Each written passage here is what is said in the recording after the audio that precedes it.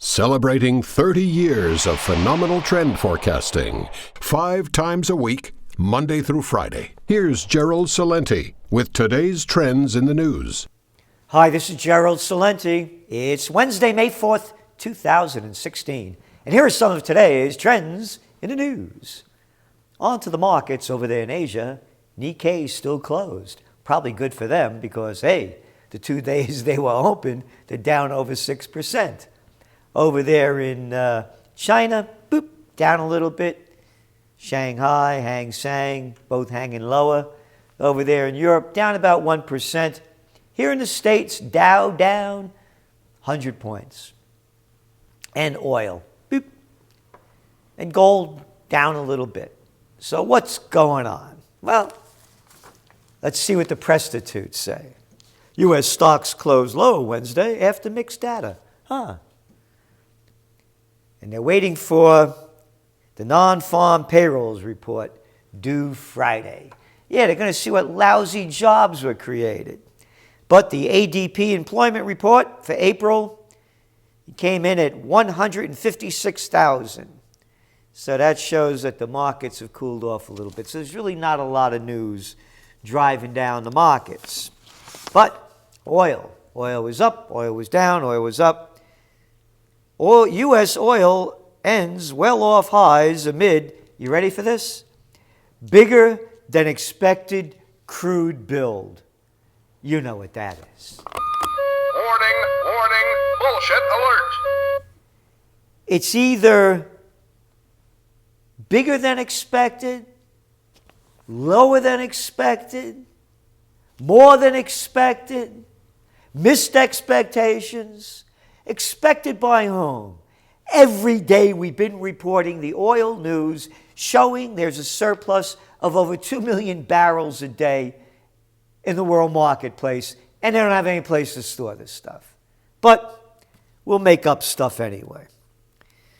So, there was a fire up there in the Canadian province of Alberta where wildfire raged unchecked through the Canadian city of Fort McMurray in the heart of the country's oil sands region, prompting some companies, including Suncor Energy and Royal Dutch Shell, to cut back production.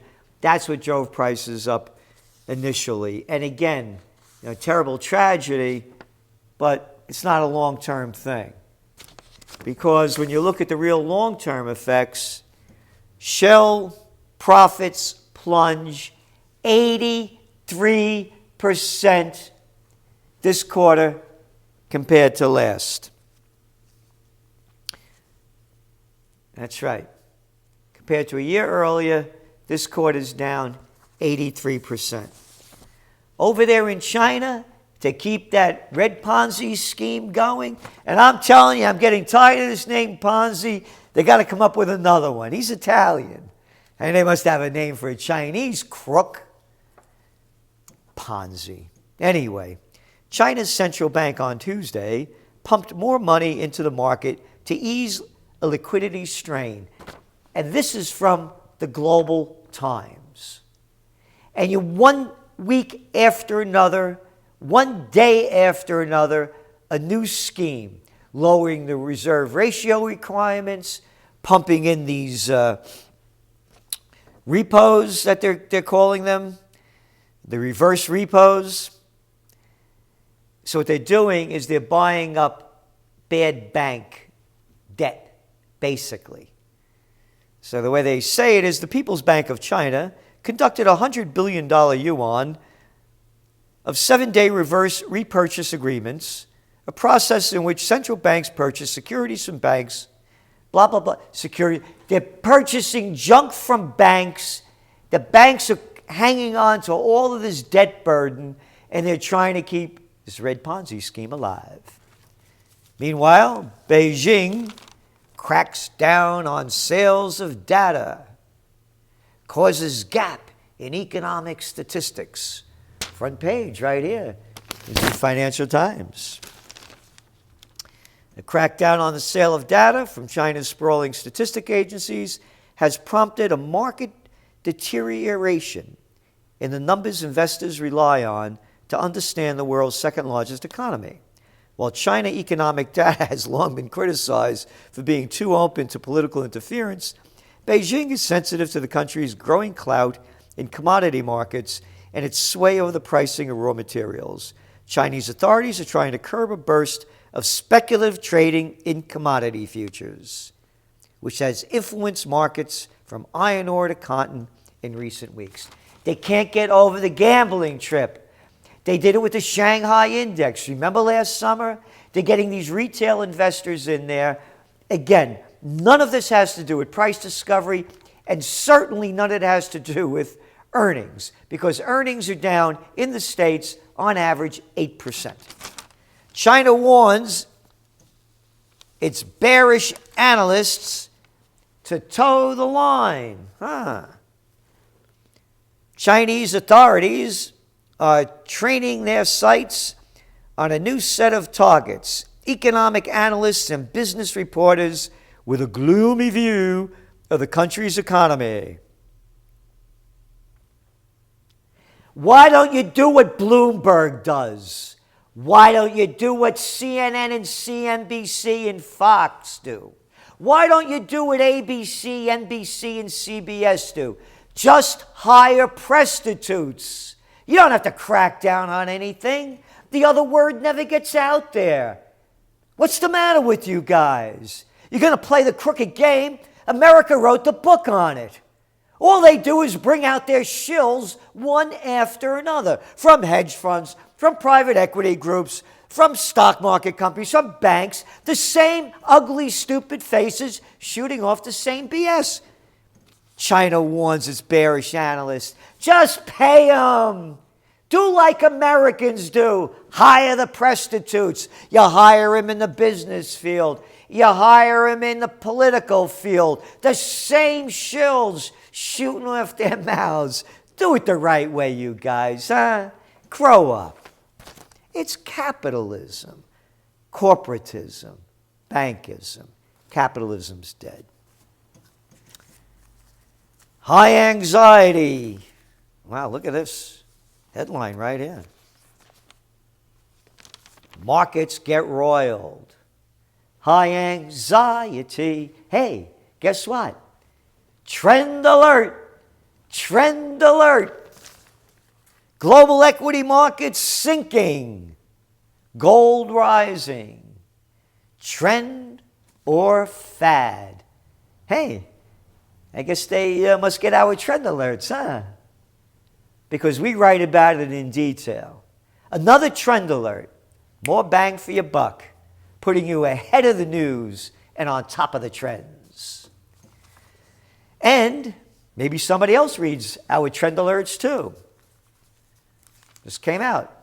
Legendary billionaire investor Stanley Druckenmiller told the Schoen Investment Conference, that's SOHN, I guess get out of the stock market isn't clear enough. The conference wants specific recommendations from me. He went on, gold remains our largest currency allocation. Hey, I guess he didn't read that piece from the Wall Street Journal just 1 month ago. Get out of gold, they told him. Oh, this is only a billionaire investor buying gold. Read your trend alert. Again, ahead of the news and on top of the trends. Companies and markets. Well, from the Financial Times, volatility blows hole in European bank profits. Get out of the markets. Isn't that clear enough, he says?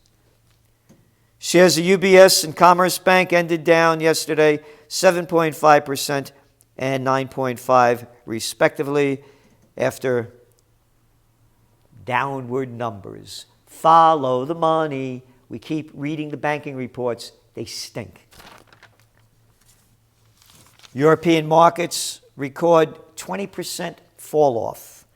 Trading volume on European stock markets dropped dramatically last month, reflecting growing economic and political uncertainty, with market participants fearing that the decline will prove to have been a harbinger of a tough summer.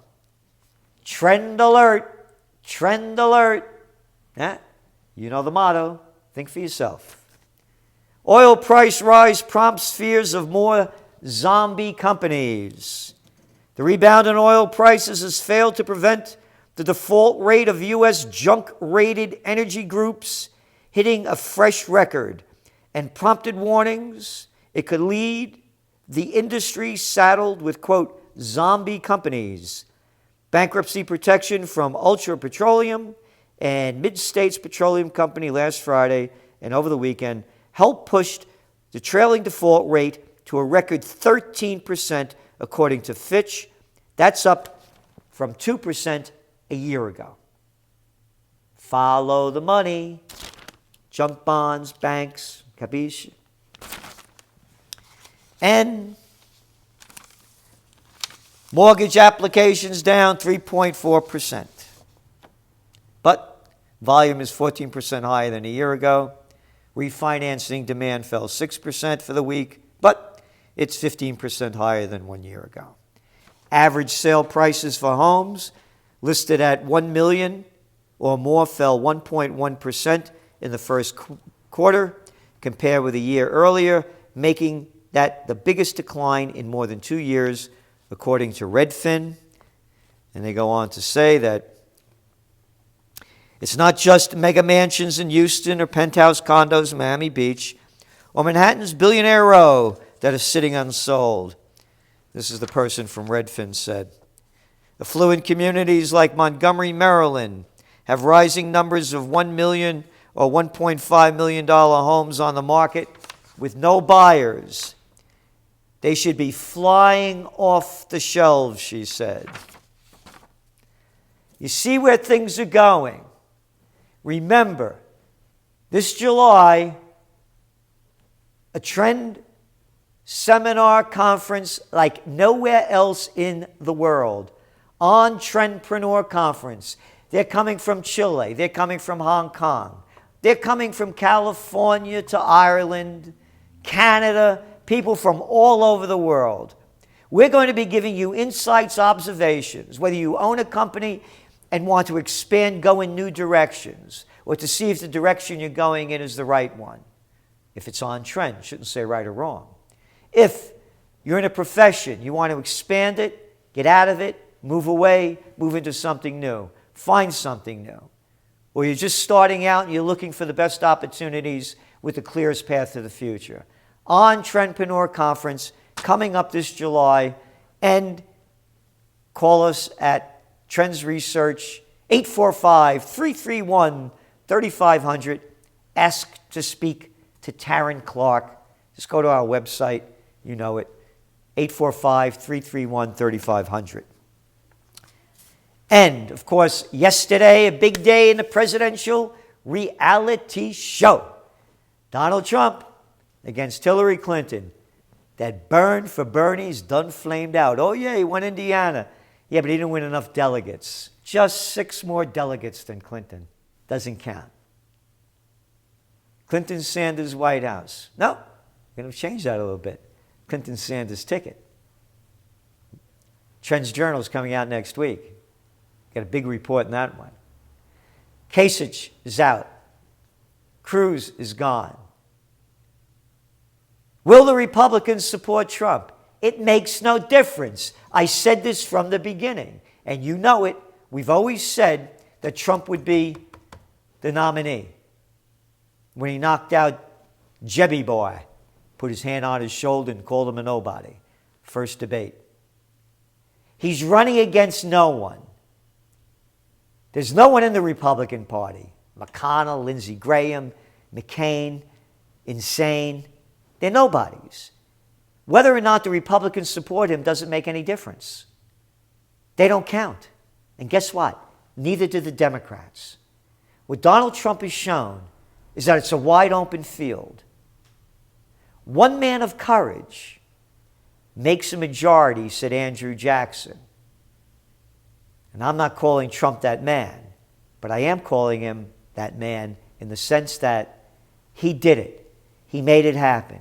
One person can do it. Yeah, he had a lot of money behind him to make it happen of his own bucks. But I guess I can say it. One man of courage, in his way, he's made a majority. He owns the race. What I'm saying to you is the field is wide open. There's nothing there. It's the Wizard of Oz. There is no Republican Party. There is no Democratic Party.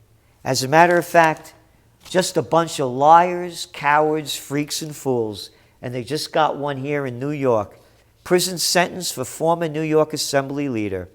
They should have given him between 20 to 27 years for the guidelines suggested for the range of crimes he committed. But he's only going to get, I think, 12 or so, 12 years because of his age. He's 72. Let the bastard die in jail. An arrogant boy, this little Sheldon Silver. A little boy with a bad attitude. I worked up in the assembly. I didn't know him, but I knew others. I worked in the New York State Senate. Nobodies.